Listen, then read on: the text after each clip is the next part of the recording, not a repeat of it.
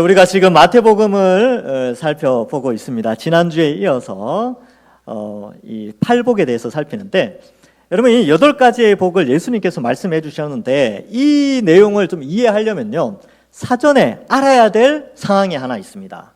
지난주에 그림을 통해서 제가 설명을 해드렸는데, 예수님이 이 땅에 오셨을 때에 그의 신분은 여러 가지였죠. 왕이었고 제사장으로 또 선지자로 오셨는데, 특별히 하나님 나라 관점에서는 예수님을 왕으로 제가 많이 설명을 했습니다.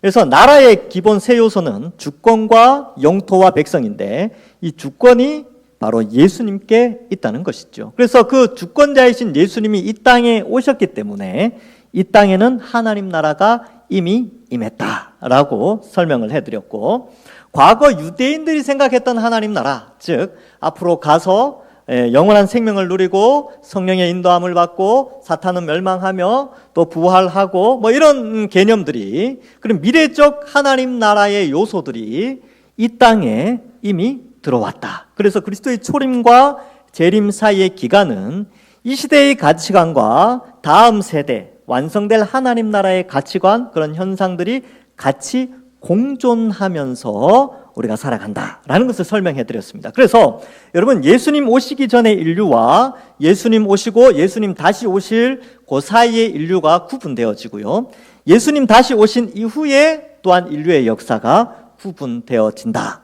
이것이 바로 하나님 나라에 대한 개념이라는 것을 말씀을 드렸습니다. 그 주권이 지금도 이 땅에서 교회를 통해서 나타나고 있기 때문에 하나님 나라는 이미 임했다, 그러나 아직 아니다, 이렇게 설명을 하고, 그러면 이 팔복의 내용은 뭐냐면 이미 임한 하나님 나라의 백성이 어떠한 복을 받고 있는가에 대한 설명이라는 것이죠. 그래서 이것을 오해하시면 안 되는 게, 이 8개의 복에 대한 조건절들이 있습니다. 이러면 뭐 이렇게 되고 이렇게 된다. 근데 그러한 것이 구원받기 위한 조건절이 아니고 이미 구원받은 자의 삶에 대한 표현입니다. 그러니까 이 본문을 살필 때 오해하시면 안 되니까, 이렇게 살아야 천국 가는구나, 이 개념이 아니고, 예수님을 믿어 이미 구원받은 자는 이러한 복을 누리는구나 라는 것을 가르쳐 주고 있다는 것입니다. 근데 이 복이라는 것이 아주 역설적인 복이라고 지난주에 말씀을 드렸고요. 지난주에 무슨 설교하셨는지 잘 기억이 안 나시는 분들은 교회 홈페이지 들어가시면 지난주 설교가 있으니까 복습하시면 됩니다. 자, 오늘부터는 네 번째, 산상수훈의 8개의 복 중에 네 번째 복을 말씀드리겠습니다. 첫 번째는 심령이 가난한 자는 복이 있다고 그랬죠. 두 번째는 애통하는 자는 복이 있다고, 또 온유한 자는 복이 있다라고 말씀을 드렸습니다. 그래서 우리가 생각하는 복과 예수님이 말씀하시는 이 땅에서 이미 하나님의 백성된 자의 받는 복과는 조금 다른 양상으로 묘사되고 있다, 이것을 말씀드렸고요. 6절에 보시면 오늘 본문에 이제 네 번째 복이 나옵니다.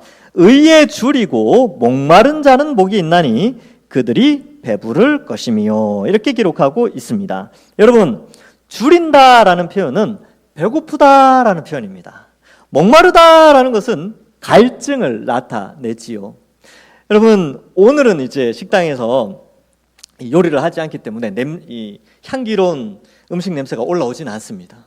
가끔 이렇게 이제 이 시간에 설교를 하다 보면 식당에 향기로운 음식 냄새가 탁 올라올 때, 내가 지금 줄이고 있구나, 이걸 느끼게 되지요. 줄인다는 것은 배고픈 거예요. 그리고 음식을 먹으면서 그 줄임이 해결이 되어지지요. 이게 뭘 의미하냐면 살아있다는 뜻입니다. 살아있는 사람은요, 줄이게 되고 목마르게 되어져 있습니다. 그래서 우리는 태어났기 때문에 배고픔과 목마름의 연속의 삶을 살게 되는데, 태어났다라는 새 생명을 얻었다는 사람도 마찬가지예요. 우리가 예수 그리스도를 믿음으로 말미암아 새 생명으로 태어나서 나타나는 배고픔과 목마름 현상이 있는데, 그것이 뭐냐 하면 의에 줄이고 의에 배고프고 의에 목마름이에요. 우리가 이제 이게 뭐냐면 새 생명으로 예수님을 믿고 하나님 자녀로 새로운 피조물로 태어났다는 증거가 거기에 있습니다.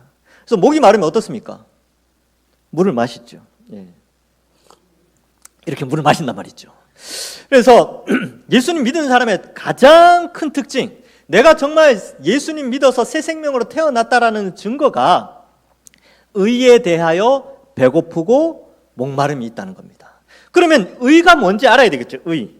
의가 뭐냐 하면 사전적 의미로는 하나님의 뜻에 순종하는 행동. 그러니까 성경에 나타난 의라는 의미는 바로 하나님의 뜻에 순종하는 행동이 의라는 거예요.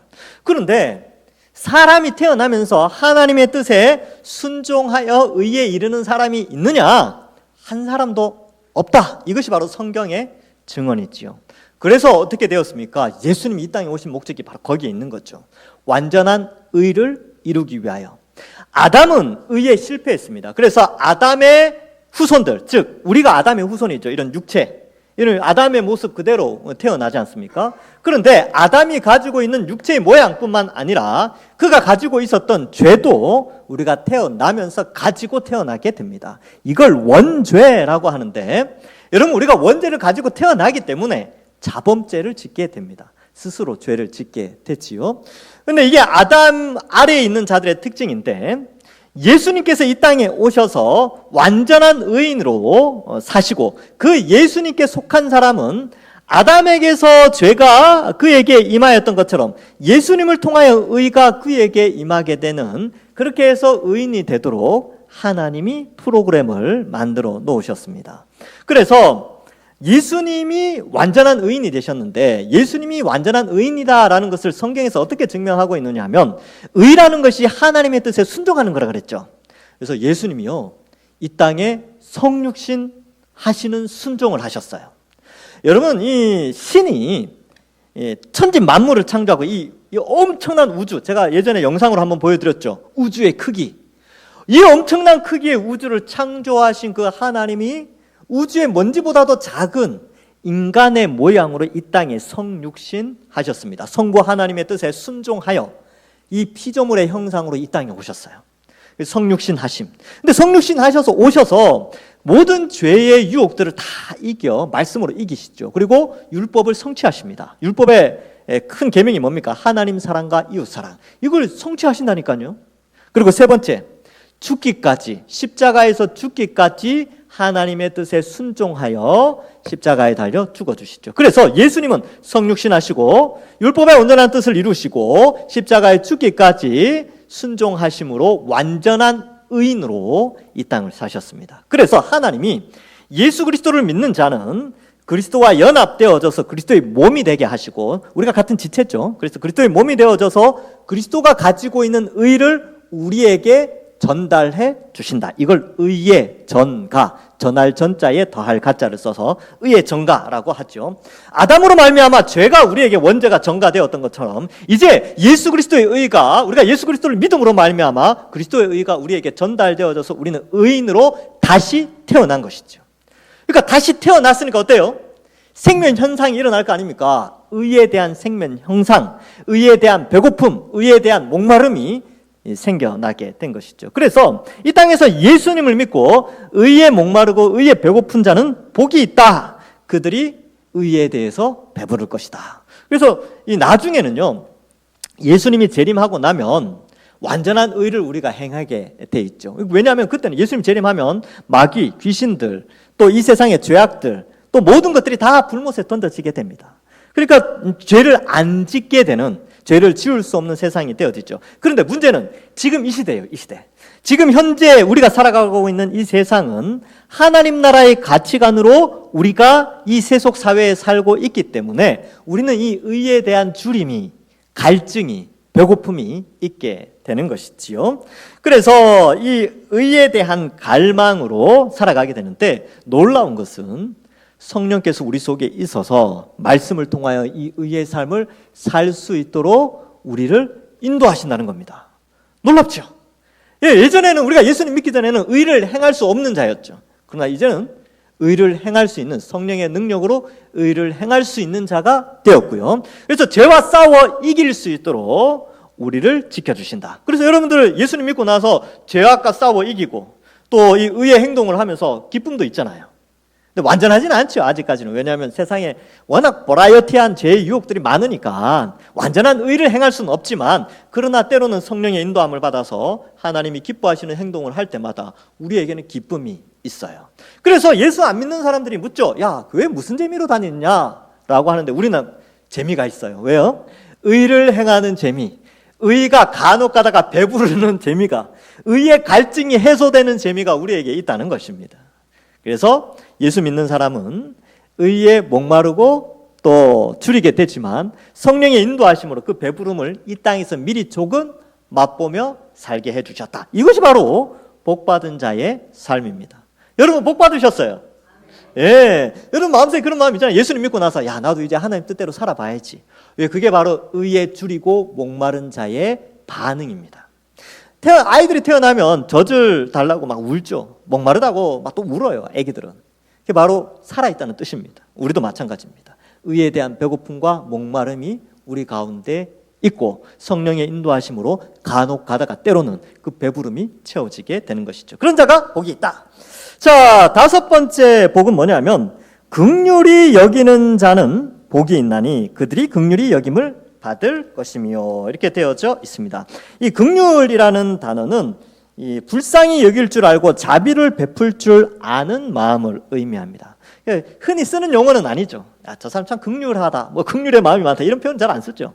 이 좀 현대어로 풀어 쓰면은 불쌍히 여긴다, 또 자비를 베풀 줄 안다 이런 뜻이 있습니다. 남을 불쌍히 여기는 마음은 아주 중요한 덕목이고 이것은 교회 안에서뿐만 아니라 일반 사회 속에서도 이 긍휼이라는 표현은 아주 높은 수준의 도덕성을 표현하고 있습니다. 성경에서도 마찬가지로 하나님의 긍휼하심이 나타났죠. 성경을 읽으면 하나님이 우리를 얼마나 불쌍히 여기시고 자비를 베푸시는지 알 수 있게 되는데 하나님의 긍휼함의 절정이 어디에서 나타났느냐 하면 바로 예수님의 십자가에서 그 긍휼하심이 나타났습니다. 자, 그래서 긍휼함을 입은 사람들, 즉 하나님의 백성이 되어져서 하나님 자녀로 이 거친 세상을 살아가는 자는 바로 이 긍휼함, 남을 불쌍히 여기는 마음이 있어야 되는데 그러한 마음이 있는 자는 복이 있다 이렇게 말씀하고 있습니다. 예수님께서 우리를 긍휼히 여겨주셔서 불쌍히 여기시고 용서해 주셔서 십자가에 달려 죽어주신 것이죠. 그러므로 이 긍휼이라는 단어는 다른 사람을 이해하고 용서하고 또 사랑하는 그러한 마음을 표현하고 있습니다. 마태복음 6장 14절과 15절에는 이런 말씀이 나옵니다. 너희가 사람의 잘못을 용서하면 너희 하늘 아버지께서도 너희 잘못을 용서하시려니와 너희가 사람의 잘못을 용서하지 아니하면 너희 하나님께서도 너희 잘못을 용서하지 아니하시리라. 아멘. 예, 이처럼 긍휼히 여기는 자는 어떻게 돼 있다고요? 긍휼히 여김을 받죠. 누구에게요? 하나님께 긍휼히 여김을 받게 되는 것입니다. 그래서 여러분 이 용서의 마음, 남을 긍휼히 여기는 마음은 아주 중요한 사항입니다. 혹시 여러분들 마음속에 미워하는 사람이 있습니까? 예, 딱 떠오르는 그 사람. 예, 그 사람, 예, 맞습니다. 예, 그 사람, 예, 맞습니다. 그 사람, 예, 그 사람을 긍휼히 여기셔야 돼요. 그래서 다툴 수는 있죠. 왜냐하면 우리는 다 가치관이 달라요. 살아온 환경도 다르고 배움도 다르고 또 여러 가지 뭐 성별 나이도 다르고 그렇기 때문에 갈등이 일어날 수 있고 미움의 싹이 나타날 수는 있습니다. 그러나 빨리 풀어야 됩니다. 그래서 에베소서에 보면 해가 지기 전에 분을 풀라라고 되어져 있지요. 그래서 빨리 이해하고 긍휼을 베푸는 것이죠. 근데 긍휼을 베풀면요 손해봐요. 먼저 손 내미는 사람이 원래 손해봅니다. 내가 먼저 잘못했어 라고 하는 그 자존심 구기고 들어가야 되는 그것이 바로 긍휼이에요. 긍휼의 성품은 바로 거기에 있는 것입니다. 예수님이 그렇게 사셨습니다. 자, 그래서 여러분 우리가 이렇게 남을 이해하고 남을 용서하면요 우리가 주님 만났을 때에 그리고 주님 재림했을 때 주님 얼굴 만나 뵀을 때에 주님이 우리를 용서하신다. 이 사실을 아시고 이번 주간에 혹시 그런 사람이 있다면 화해하십시오. 예, 먼저 손 내미십시오. 지는 게 아니고 그게 바로 승리하는 길이고 그것이 바로 하나님이 기뻐하시는 길입니다. 자, 8절에 보시면 그 다음 복이 나오는데 마음이 청결한 자는 복이 있나니 그들이 하나님을 볼 것이며 이 마음이 청결하다라고 할 때 이 청결이라는 단어가 단어 사전을 찾아보니까 세 가지로 쓰여요. 물리적인 청결, 종교적인 청결, 도덕적인 순결 이런 의미가 있습니다. 그래서 여기에는 마음이 완전히 깨끗한 자인데 신앙적인 부분도 마찬가지지요. 마음이 청결한 자는 복이 있다. 하나님을 보게 된다라는 것입니다. 그러면 마음이 청결해진다는 것은 깨끗하게 한다는 것인데 결국 회개와 연결되어져 있습니다. 여러분, 마음이 청결한 사람은요, 회개하는 사람이에요. 우리는 이렇게 생각할 수 있어요. 아, 마음이 청결한 자는 죄를 안 짓는 사람이구나, 이렇게 생각할 수 있는데, 여러분, 죄를 안 짓고 사는 사람이 이 세상에 누가 있겠습니까? 생각으로도 짓고요, 보는 것도 짓고 뭐 그렇다니까요. 그런데 마음이 청결한 자는 회개하는 사람입니다. 하나님 앞에 잘못을 구하고 또 깨끗하게 하는 자들이지요. 만약에 회개를 하지 않으면 어떨까요? 영적인 악취가 나겠지요. 겉은 깨끗해 보여도 영적으로는 악취가 나게 됩니다. 여러분, 한번 생각해 보시죠. 지금 요즘같이 땀 많이 나는 때에 제가 일주일 동안 땀 많이 흘렸거든요. 안 씻었어. 주일날 아침에 멀끔하게 이렇게 탁 가서, 저는 이제 깔끔하다고 생각하는데 나가면서 저 바깥에서 이제 인사할 때 어땠습니까? 여러분들, 아유 목사님 하는데 코에서는 어때요? 악취가 나죠. 나겠죠. 아우 목사님 땀 많이 흘리셨네요 하면서 그렇단 말이죠. 이렇게 좀 이게 가까이 하기가 힘들어요. 왜냐하면 안 씻어서. 오늘 아침에 씻고 왔습니다. 걱정하지 마십시오. 예를 들어서 그렇다는 것이죠. 우리의 영적인 청결은 어떻습니까? 우리는 어떤 외모만 깨끗하게 청결하게 하는 것이 아니라 우리의 신앙의 청결, 여기 명확하게 표현하고 있죠. 마음이 청결한 자, 깨끗하게 하고 회개하고 그런 삶을 사는 자가 하나님이 기뻐하시는 자들이지요. 그래서 회개는요, 일주일에 한 번 하거나 그런 게 아니고 회개는 매일매일 해야 됩니다. 그래서 매일매일 기도하고 매일매일 저녁에 잘 때 혹은 아침에 일어났을 때 아니면 뭐 밥 먹을 때도 괜찮습니다. 밥 먹기 전에 기도할 때 하나님 뭐 이런 죄가 생각나는데 용서해 주십시오. 그러면 깨끗해지는 거예요. 우리는 이미 다 목욕한 자이기 때문에 발만 씻으면 된다고 예수님 말씀하시지 않습니까? 마음이 청결한 자는 회개하는 자입니다. 그런데 회개할 동기 유발이 필요하잖아요. 그러니까 왜 씻습니까? 왜 씻는 동기 유발은 내가 안 씻으면 남이 불편할 수 있으니까. 그래 씻죠. 사회생활을 잘 하기 위해서 씻어야 됩니다. 근데 우리의 회개를 할 수 있는 동기 유발은 어디에서 일어나느냐 하면요, 말씀을 읽을 때 동기 유발이 일어나요. 회개해야 되겠구나. 왜냐하면 말씀을 보면요, 하나님의 거룩하심을 깨닫게 되고 인간의 죄성이 드러나게 됩니다. 그래서 그것으로 말미암아 회개에 이르게 되지요. 그래서 에베소서 5장 26절에는 이런 말씀이 나옵니다. 이는 곧 물로 씻어 말씀으로 깨끗하게 하사 거룩하게 하시고. 독특하게 말씀으로 깨끗하게 한대요. 말씀을 읽으면 바로 그러한 하나님을 알고 자신을 알고 하나님 앞에서 회개하게 되기 때문에 그렇습니다. 시편 24편 3절과 4절에도 여호와의 산에 오를 자가 누구며 그의 거룩한 곳에 설 자가 누구인가? 곧 손이 깨끗하며 마음이 청결하며 뜻을 허탄한 데 두지 아니하며 거짓 맹세하지 아니하는 자로다. 여기에서도 이렇게 말씀하고 있지요. 마음이 청결한 자가 하나님을 볼 수가 있는 것입니다. 그래서 하나님을 볼 것이요 이렇게 되어 있죠. 여러분, 죄인은 하나님을 볼 수가 없어요. 인간 가운데 하나님을 본 사람이 아무도 없습니다. 모세만 하나님 등을 봤죠. 그런데 놀랍게도요, 하나님을 볼 수 있도록 성자 하나님이 이 땅에 성육신하셨죠. 그래서 빌립이 물었어요. 예수님, 하나님 좀 보여주십시오. 그러니까 예수님이 뭐라고 하냐면, 야, 너 이때까지 봤지 않느냐? 내가 너와 함께 하지 않느냐? 그러니까 성자 하나님이시니까 내가 너와 이때까지 함께 보여줬는데 뭘 또 보여달라고 그러느냐? 그렇게 말씀하신 거죠. 이제 우리가 나중에 예수님 만나게 되면 마음이 청결한 자, 회개하고 예수님 믿은 자는 하나님을 보게 됩니다. 기대되지 않습니까? 예수님 얼굴 볼 날, 하나님 얼굴 볼 날 기대하게 되는 것입니다. 그래서 고린도전서 13장 12절에는 이런 말씀이 있습니다. 우리가 지금은 거울을 보는 것 같이 희미하나. 여기 거울은요, 요즘 거울 아니에요. 2000년 전의 거울은 청동 거울입니다. 그러니까 좀 희미해요. 형상은 보이는데 좀 희미한 청동 거울이죠. 그래서 우리가 지금은 청동 거울을 보는 것 같이 희미하나 그때에는 얼굴과 얼굴을 대하여 볼 것이요 지금은 내가 부분적으로 아나 그때에는 주께서 나를 아신 것 같이 내가 온전히 알리라. 요즘 말로 바꾸면 지금은 하나님을 비대면으로 알지만 나중에는 대면으로 알게 된다. 비대면으로 어떻게 압니까? 말씀을 통하여, 이 성경 66권을 통하여 하나님과 비대면 교제를 하고 있지요. 그러나요? 예수님 재림하시면 혹은 우리의 생명이 끝나면 우리는 하나님의 얼굴을 보며 천국의 복락을 누리게 되는 것입니다. 그래서 회개를 늘 자주 하시면 됩니다. 늘 세수하듯이. 그래서 여러분들 밤에 주무시기 전에 세수하시잖아요. 그때 내가 오늘 내 마음도 청결하게 해야 되겠다. 세수하시면서 기도하셔도 됩니다. 예, 바쁘신 분들은. 네, 이제 세수 끝나고 와서 이제 기도하고 잠자리에 드는 것도 아주 좋은 영적인 훈련이 되어진다.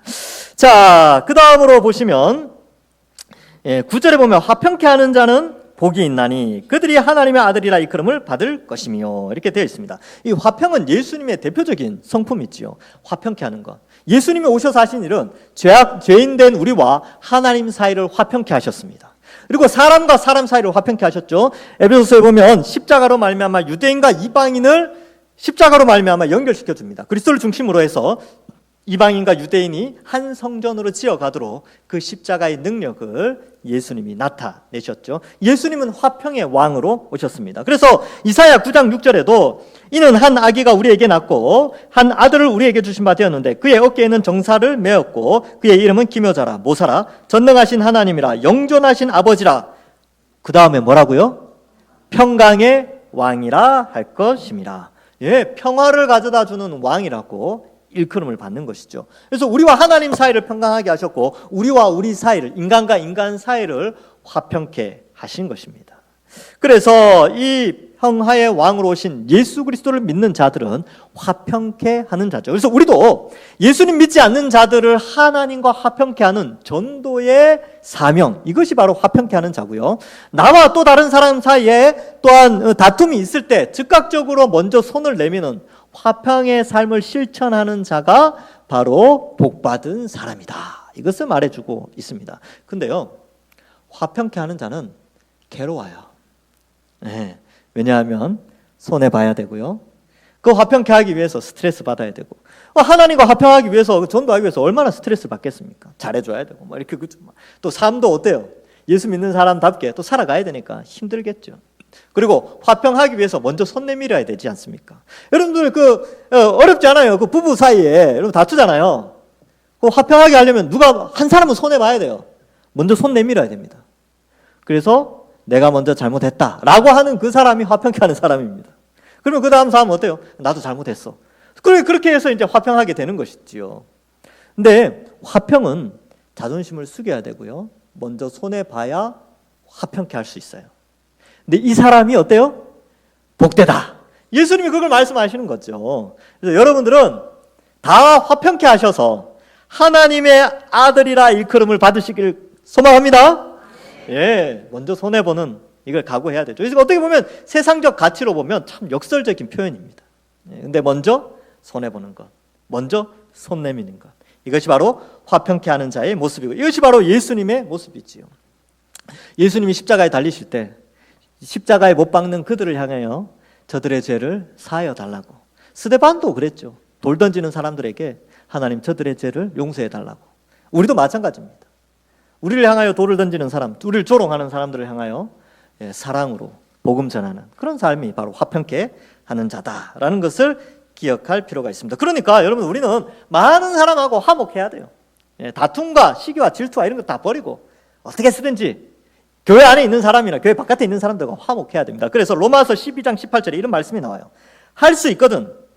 같이 읽어봅시다. 시작. 할 수 있거든 너희로서는 모든 사람과 더불어 화목하라. 예, 이 말씀에 우리가 순종해야 합니다.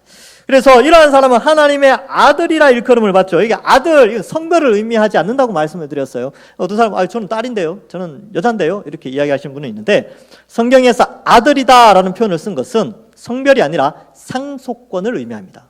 하나님 나라를 유업으로 받을 수 있는 상속권을 강조하기 위해서 너희는 하나님의 아들이다 이런 표현을 쓰는 거죠. 그래서 지금 하나님의 아들이라 일컬음을 받는다는 것은 천국을 소유하게 된다는 것을 표현하고 있습니다. 자, 10절에 보시면 의를 위하여 박해를 받는 자는 복이 있나니 천국이 그들의 것임이라. 이제 의라는 단어가 다시 나오는데 하나님이 기뻐하시는 일들을 행하기 위해서 박해를 받는 자는 복이 있다. 아주 아이러니 역설적이지요. 세상에서 볼 때 박해를 받는 자는 실패자죠. 조롱받고 그런 사람들은 다 실패자처럼 보입니다. 그런데 성경은 그러한 자가 복받았다. 예수님이 와서 아예 그 사람이 복받았다. 의를 위하여 박해받는 사람이 복을 받은 사람이다 라고 말하고 있습니다. 여러분 바로 이것이 세상의 복과 교회 안의 복이 다른 점이 여기에 있는 것입니다. 디모데후서 3장 12절에 이런 말씀이 나옵니다. 무릇 그리스도 예수 안에서 경건하게 살고자 하는 자는 박해를 받으리라. 경건하게 살고자 하는 것이 의를 행하는 것이거든요. 의를 행하게 살고자 하는 자는 박해를 받게 되어 있다는 것입니다. 왜 그렇습니까? 왜냐하면 우리는 다음 세대의 가치관으로 이 시대, 이 세대 안에서 살기 때문에 이 세상의 가치관, 사람들이 형성해 놓은 가치관과 하나님이 가르쳐 주시는 가치관 사이에는 충돌이 일어납니다. 근데 우리는 하나님의 가치관, 성경적 가치관으로 살아가니까 다수의 사람들에 의해서 박해를 받게 되는 것이죠. 어느 시대에나 마찬가지입니다. 그래서 여러분 예수님 믿을 때 아예 각오하고 믿어야 됩니다. 박해 받을 수 있겠구나. 내가 예수님 믿는 것 때문에 나의 신앙의 정체성을 드러냄으로 말미암아 박해받을 수 있겠구나. 세상 사람들로부터 외면당하고 조롱당할 수 있겠구나. 이런 각오를 하고 살아가는 것이죠. 근데 그것이 복받았대요. 근데 이걸 잘 알았던 사람이 누구냐 하면 제자들입니다. 사도행전 5장 41절에 보면 이런 말씀이 나와요. 사도들은 그 이름을 위하여 능력받는 일에 합당한 자로 여기심을 어떻게 하면서요? 기뻐하면서 공회 앞을 떠나니라. 여러분 이 장면을 보면 복음 전하는 것 때문에 공회에 잡혀가지고 매 맞고 조롱당하고 감옥에 갇히고 막 그랬어요. 근데 두들겨 맞고 나오면서 하는 말이 기뻐하는 거죠. 예, 주를 위하여 고난받는 것을 기뻐했다. 그리고 공회 앞을 떠났다.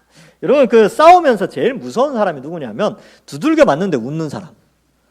이 사람 진짜 무서운 사람이에요. 막 때리는데 여기도 때려, 여기도.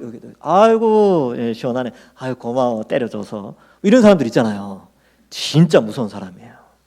근데 우리 그리스도인들이 그런 거죠.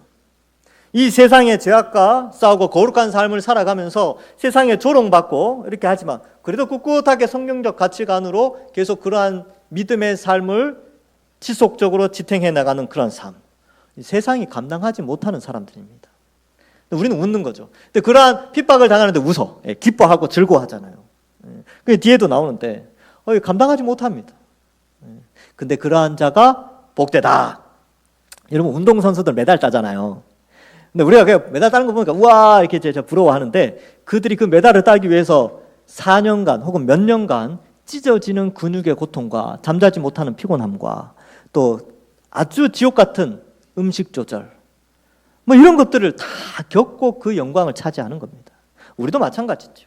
우리도 하나님 앞에 영광스러운 자로 드러나기 위해서 우리의 삶의 여정 가운데 그러한 고난과 핍박이 우리에게 있다는 사실을 잊지 말아야 됩니다. 그래서 오늘 가치관을 바꾸세요. 예수 믿으면 만사 형통, 잘 먹고 잘 산다. 이 개념도 뭐 그렇게 하나님께서 인도하실 때도 있어요.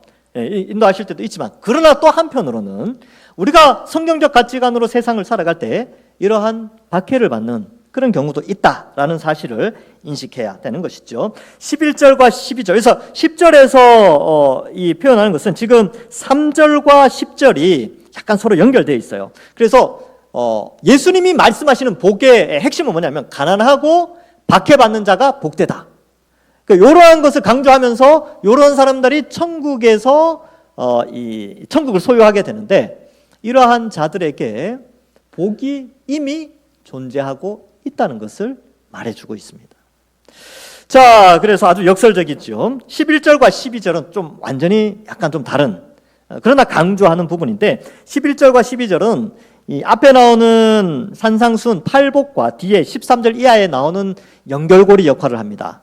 왜냐하면 여러분 이 3절부터 10절까지는 그들이 위로를 받고 그들이 땅을 기업으로 그들이 배부르고 그들이 국률이 여김을 받고 그들이 하나님을 보고 그들이 하나님의 아들이라 일컬음을 받고 그들이 천국이 그들의 것 그들 3인칭 복수를 쓰는데요. 11절에는 그런데 너희 2인칭 복수를 쓰면서 예수님이 더 가까운 제자들에게 강조합니다. 그러니까 우리에게 더 가깝게 이건 이제 이거는 뭐 김 집사님이 들어야지 이건 최 집사님이 들어야지 이건 뭐 다 들어야지 그게 아니고 바로 너희가 이 메시지를 들어야 된다라고 하면서 11절에 보면 나로 말미암아 너희를 욕하고 박해하고 거짓으로 너희를 거슬러 모든 악한 말을 할 때에는 너희에게 복이 있다 이렇게 말씀하고 있죠. 그래서 물리적인 박해뿐만 아니라 욕하는 거예요. 여러분 욕 들어 먹어보셨습니까? 욕 먹으면요 되게 기분 나빠요. 욕 얻어먹는 거. 근데 예수님 믿고 우리가 거룩하게 사는 것 때문에 욕먹는 거는 괜찮습니다. 근데 나쁜 짓 해가 욕먹는 것은 그런 욕먹으면 안 돼요, 그리스도인들은. 근데 여기에서 흐름은 그런 거죠. 의에 배고프고 의를 위하여서, 하나님의 영광을 위하여서 때로는 세상의 가치관과 다른 것 때문에 욕먹는 것, 이런 것들이죠. 박해하고 거짓으로 너희를 거슬러, 이 억울함이죠. 억울한 것, 악한 말을 할 때 복이 있다, 이렇게 말씀하고 있습니다. 복이 있어요. 예수님 믿는 것 때문에 당하는 고난은 복이 있다. 아주 역설적이죠. 12절은 더 이렇게 말합니다. 기뻐하고 즐거워해라. 기뻐하고 즐거워할 수 있게, 욕 먹는데 기뻐해요. 이상하지 않습니까? 주변에서 욕을 막 하는데 막 기뻐해요. 내가 욕 먹고 있어. 행복해. 이런 사람이 세상에 어디 있겠습니까? 근데 예수님이 그렇게 하라는 거죠. 예수님이 십자가에서 그렇게 사셨습니다. 그 고난의 십자가를 당하셨지만 그 결과로 온 인류가 구원받았지 않습니까? 우리도 마찬가지죠. 우리가 예수님의 십자가의 길을 따라 걸어갈 때 고난의 길이라 할지라도 그것이 영원한 천국을 소유하는 길이기에, 또한 12절에 보면 기뻐하고 즐거워하라, 하늘에서 너희의 상이 크다, 보상에 대한 이야기까지 말씀해주고 있습니다. 여러분, 취미생활을 왜 합니까? 즐겁고 행복하니까 취미생활 하는 거 아닙니까? 그림 그리는 사람들, 취미로 그림 그리는 사람들은 보면 밤새도록 그림 그려요. 낚시하는 사람들 해 떨어지는지도 몰라요. 너무 행복하대요. 취미는 그런 겁니다. 근데 여러분, 예수님께서 우리에게 취미생활 이렇게 하라고 가르쳐 주셨죠. 기뻐하고 즐거워하라. 이건 취미생활 하는 거 아닙니까? 어떻게 해요? 의를 위하여 핍박받는 거. 여러분, 취미생활, 어디 누가 자기소개할 때 취미, 의를 위하여 핍박받는 것, 뭐 이렇게 말이 그렇다는 거죠. 실제로 그렇게 쓰시면 안 됩니다. 어쨌든 우리 마음속에, 그래, 내가 주를 위하여 고난의 길도 기쁨으로 달리겠다, 걸어가겠다, 이러한 것을 가지는 거죠. 이게 바로 기쁨이에요. 여러분, 한 주간 살면서 혹은 인생 살아오면서 주를 위하여 고난 많이 받으셨습니까? 때로는 그것 때문에 사람을 원망하기도 하고 환경을 원망하기도 했습니까? 아니요. 기뻐하십시오. 주를 위하여 수고하고 헌신하는 것, 예수님이 약속하셨습니다. 너희의 상이 큼이라. 이 땅에서 상 받는 것도 얼마나 좋습니까? 그렇죠? 천국에 큰 상이 준비되어져 있다. 그게 얼만큼 명예로우냐면 선지자와 동급으로 취급해 주겠다는 겁니다. 그래서 선지자들도 이같이 박해하였느니라. 엄청난 명예입니다. 엄청난 명예. 선지자와 같은 급으로 인정해 주겠다. 큰 상을 주겠다. 상이에요. 그래서 우리는 이제 천국은 그렇죠. 이제 예수님 제 이름으로 완성될 하나님 나라는 더 이상 돈의 많고 적음에 의하여서 결정되지 않습니다. 천국은요, 칭찬과 명성과 존귀에 의해서 결정되어집니다. 명예죠. 영원한 명예가 그에게 주어지는 보상이 있게 되어집니다. 아무쪼록 말씀을 맺습니다. 여기 계신 여러분들, 이 팔복, 이 8개의 복들과 마지막에 특별히 제자들에게 강조한 부분들을 생각하면서, 비록 우리는 이미 임한 하나님 나라의 하나님의 백성으로 이미 자녀가 되었지만, 또한 이 시대의 속성상 이런 아이러니한 삶을 살게 되는데, 그것이 예수님은 복이다라고 말씀하셨다는 것을 기억하시고, 장차 주어질 천국이 그들의 것이요 천국이 너희 것이고, 또 긍휼함을 받고 또 하나님의 아들이라 일컬음을 받고 하나님을 보게 되는 그 축복이 바로 이러한 우리에게 있다는 사실을 알고, 이번 한 주간 예수님 믿는 것, 의를 행하는 것, 그것이 우리의 기쁨으로 여기고 우리의 즐거움으로 삼고 한 주간 살아가시는 모든 주의 백성들 되기를 주님의 이름으로 간절히 축원합니다. 기도하겠습니다. 하나님 감사합니다. 우리를 택하여 구원하여 주시고 천국을 소유할 수 있도록 예수님 믿어 구원하여 주시니 감사합니다. 남아있는 생애 동안에 이러한, 비록 때로는 가난하고 때로는 핍박받고 박해받는 삶을 산다 할지라도 그것이 바로 복이라는 사실을 알고, 또 하나님께서 선한 길로 인도해 주시는 그 길을 믿고 우리가 영원한 천국 소망하며 천국의 큰 상급 바라보며 이 땅에 주를 위하여 살아가는 저희들 되게 하여 주옵소서. 우리의 심령 가운데 성령께서 이번 한 주간도 우리를 말씀으로 선하게 인도하여 주실 줄 믿사옵고 감사드리오며 예수님의 이름으로 기도하옵나이다. 아멘.